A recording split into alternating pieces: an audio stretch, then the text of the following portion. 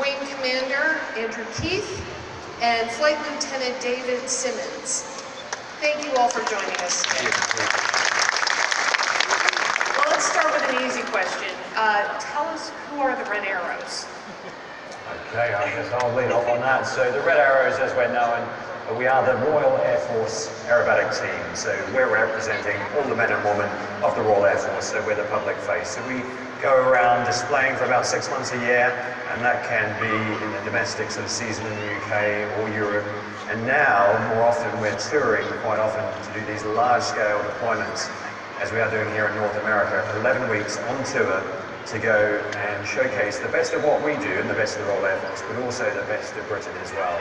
So it's now seen as a national asset, so we will collaborate with government departments and industry as well, and then we'll come out here and showcase what we've got to offer.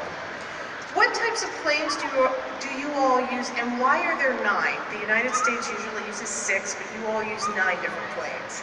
So the aircraft we use is the Hawk T1, so the most similar aircraft in the US is the T-45 that the US Navy uses their fighter trainer. So the Hawk that we fly is the original T1. It came into service in around 1980, and it's trained fighter pilots ever since. Now the new version that we use for the pilot training back in the UK has a glass cockpit, so it's much better for feeding into Typhoon and Lightning, the modern frontline fighters.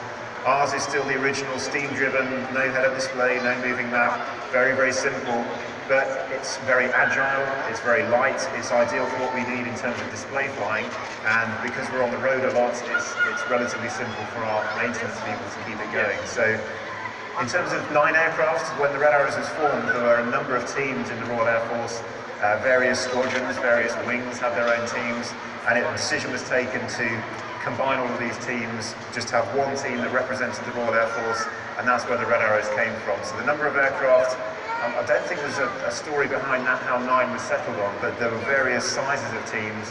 They decided that 9 red Nats at the time was the way to go, and a combination of the aircraft, the colour, and the names of various other teams meant that the Red Arrows were born. Which way do you want me to go? Left or right? It does sound very unusual, and we call it a metronomic cadence. And the reason I talk like this is because the guys know what to do. So for a simple turn to the left with all 9 jets, I will say, coming left, now. On the left, they know which way we're going, and on the N of now, they should have already put an input into their aircraft. And if they haven't, then they'll be told off in the debrief. Do we have any audience questions? Hi, the number 1 gave a little bit of information about the support role, but ma'am, can you please talk more about what you do? What I do specifically? Exactly. Absolutely, yeah. So I'm the junior engineering officer, so my role, first and foremost, as an officer in the Air Force, is I'm a flight commander like one of these guys here, but I have quite a number of personnel, as you can imagine. Like I said, we've got 120 personnel on the squadron.